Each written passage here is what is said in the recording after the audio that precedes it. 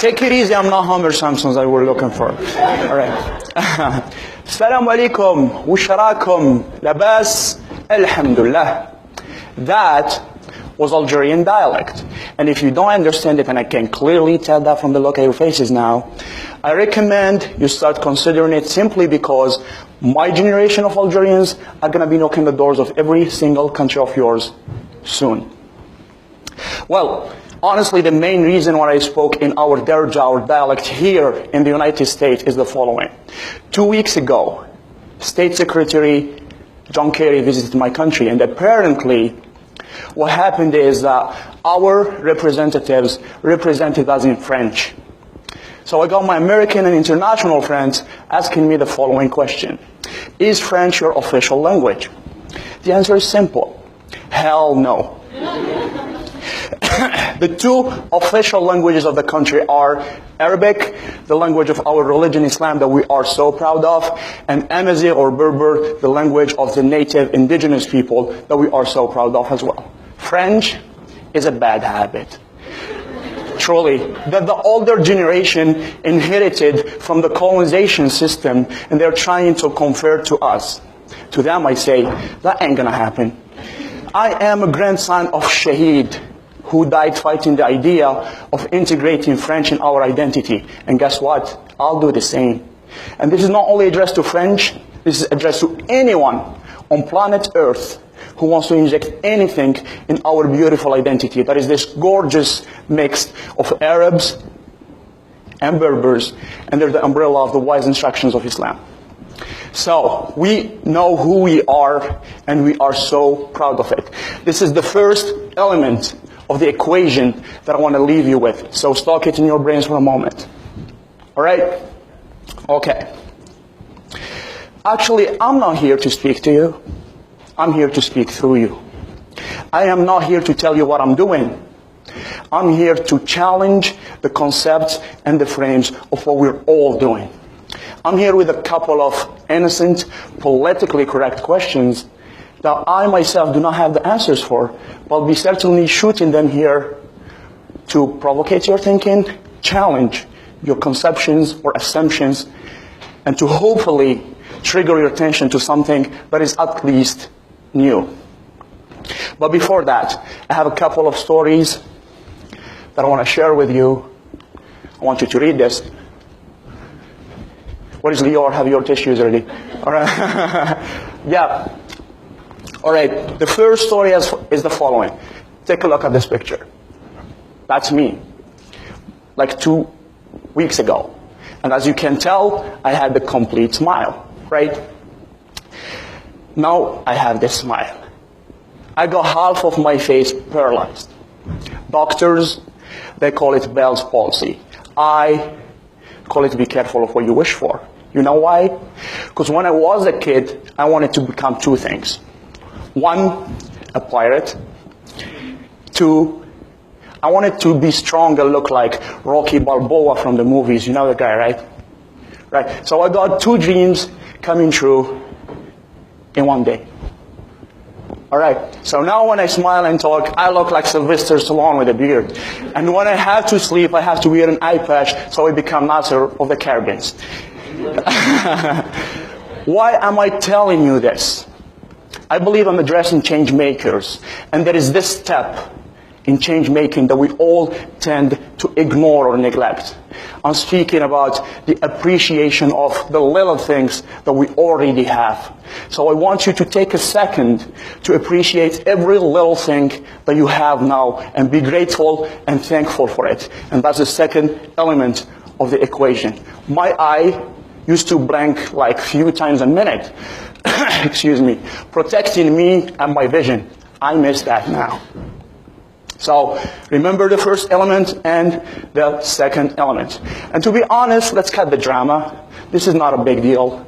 This is an issue, right? But it's not a problem. Because honestly, I got 99 problems. And Algeria is all of them.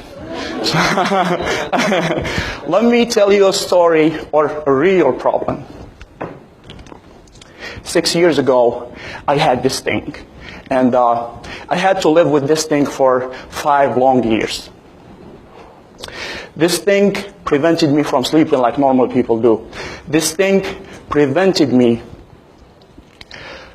from communicating with people, from enjoying my family, having fun with my friends like all of you do. This thing was painful, stressful, in some occasions embarrassing and shameful. And I had to live with this thing for 5 long years. And I'm here today with all the courage that God put in me to tell you that more than 6 years ago I had to study engineering for 5 long freaking years. That's what I had. That's the pain that I was dealing with. All right, where are the engineers in the room? You see, only few engineers. You know why? Engineers do not have the time to come and enjoy this kind of gatherings. You know why? Because they are so busy making our word a better word. And guess what? They do it. They implement it. They execute it. They don't just talk about it. So to all the engineers around the world, brothers and sisters, well, let me be realistic. Brothers and the few sisters that we got. I promise you, I will gain some appreciation back at least today and at least from these people. Now, I graduated from the Institute of Electrical Engineering. And in Algeria, after graduation, I faced this career path that was designed to me by the mindset of the people. The career path was as follows. If you are lucky enough or well-connected enough, you will get a job with a national or a multinational oil and gas company. You work so hard, you make some good money, you buy a car, you buy an apartment, you get married, and you gain the respect of every single body around you. And now, what I'm about to say is something that I truly, deeply mean. It's something that might sound sarcastic, but it's true. If you are an Algerian young man, and you manage to buy a car, to buy an apartment, to get married, and by the way, in the region, these 3 things decided to jump from the right box to the dreams box. So if you manage to do these 3 at a young age, by your hard work and hard work only, and by what we call in the region your halal money, then you're a goddamn man who deserves respect. But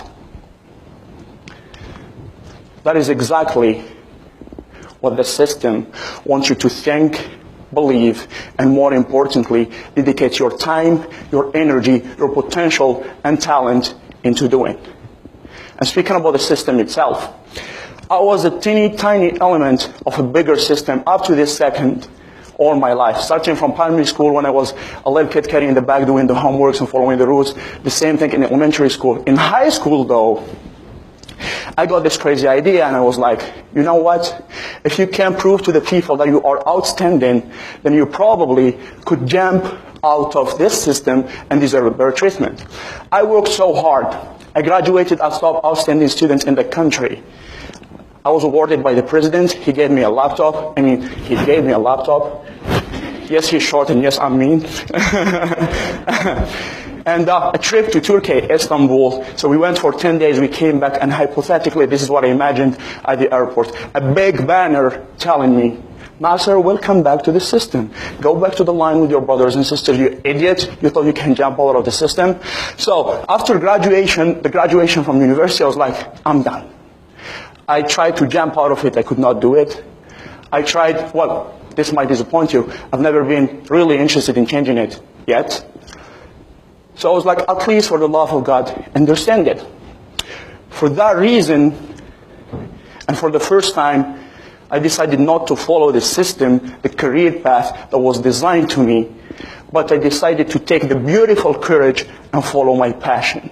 So I decided to study the most boring topic in academia, and by that I mean politics. But I got another element of the equation, which was I took the courage to follow my own passion. I broke this taboo that I have to follow the system. But in the very first interaction with the people from the political science department, or in the very first readings of the political science books, I felt that the way politicians think, execute, and do things is kind of inefficient, at least comparing to the way engineers do things. For that reason, I had to follow the other elements of the equation, and I had to challenge myself, challenge my current skills, and adapt to the changes. So I started using my engineering skills into doing politics. I'm going to illustrate to you how it works with one simple example that relates to all of you here in the room, and then we see how it works. Are you guys ready? Political Engineering 101? Are you ready? Okay. The first rule in engineering, we don't take notes, so you don't need any papers or whatever. Just follow.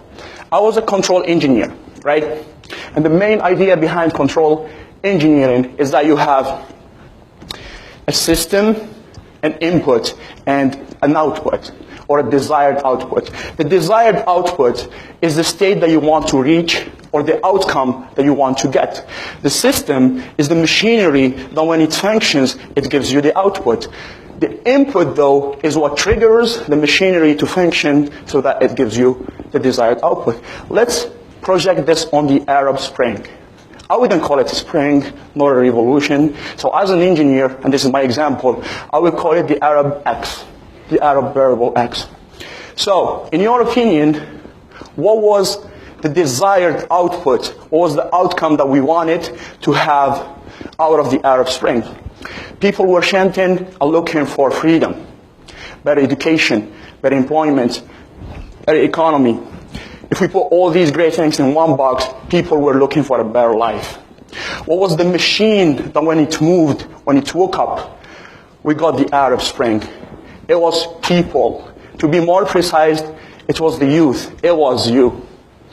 The input, though, that triggered the Arab youth in their journey seeking for a better life was democracy. So this is our system at state zero. This is few seconds before Bouazizi burned himself.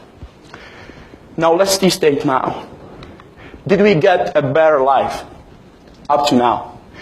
If you say yes, then you probably do not know the region, or you're trying to lie to yourself. No, we did not get a better life. In that case, as engineers, we don't just sit and look at it or talk about it. We do what we call troubleshooting. And this is a very straightforward example, a very straightforward system. The probabilities for why this is not working are only two. It's either the input is right, the output, the system is wrong. Or the input is wrong and the system is right. If we project it to reality, to this example, it means democracy is an ideal system of ruling, but you guys are not ready for it yet. Or the second probability, it means that you guys are clever, are intelligent, are ready to rule yourself perfectly, but democracy is not the right choice for you. So, I was trying to find the right recommendation and answer the right solution, so I started interacting with people from the region. But I was shocked that there is another problem that is even much bigger than all of this. The problem was that the people that I was talking to, the leaders in there, they're depressed, they lost hope, they no longer believe in their ability to improve things, and they look at the future and they see it dark and black. 15 years ago, I swear to God, I was this ugly little kid in a very poor, popular neighborhood. I'm not complaining, I'm so proud of it. But at that moment, I was depressed. I was hopeless. I was like, I cannot change my situation. I was like, I looked at the future and I saw it black. I was like, I will never travel outside of this little town. I was like, I will never wear a suit when I grew up. I will never have a proper higher education. Now, I traveled the world. I'm wearing a freaking suit that is making me uncomfortable. And guess what? I am speaking in Stanford. All that happened because of the last element of the equation. All that happened because a wise old man whispered in my ear, and he told me the following. He told me, son, if you do not believe in your ability to improve your current situation, if you do not believe in your ability to shape your future, if you do not believe in your ability to achieve your dreams, then you probably do not deserve them. That was my father, Allah yarhamu yusa'aleh. And now let's assemble the elements of the equation that I was telling you about. First, Know who you are and be proud of it. Second, be thankful and grateful and appreciate the little thing that you already have. Third, follow your passion. Don't let the system rule you. Follow your passion. Fourth, challenge your skills and adapt to changes. 5, believe in your success. If you do those, I swear to God the world will be yours. Thank you so very much.